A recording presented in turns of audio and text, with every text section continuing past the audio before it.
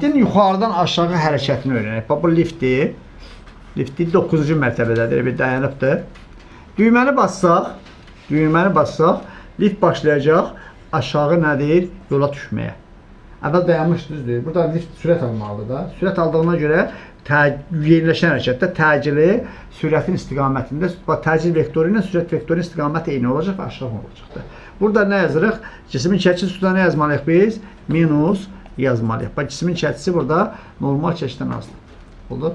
Yolda əlbəttə bu bərabər sürət nəşdiriləcəkdir. Birinci mərtəbəyə gedən yolda bərabər sürət nəşdiriləcək. Onun çəkisi olacaqdır. MC olacaq. A bərabər 0 olduğuna görə çəkisi normal çəkiyə bərabər olacaq.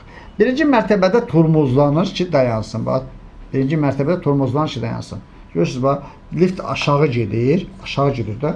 Amma tormozlandığı üçün liftin A təcili və sürətinin əksinə olacaq. Ondan görə burada nə yazmalıyıq biz? Çəki düsturunda J plus A var. Çünki A J'nin əksinədir. A J'nin əksinə olanda plus yazırıq. A J'nin istiqamətində olanda isə minus yazırıq. Bax, deməli, P-nin qrafikini qursaq, çəkinin qrafikini qursaq, əvvəl bu normaldan azdır. Normaldan azdır. P bərabərdir, MJ minus A-dır. Sonra normal çəkiyə bərabər oldu. Bax, burada normal çəkiyə bərabər oldu. P bərabərdir, MJ oldu.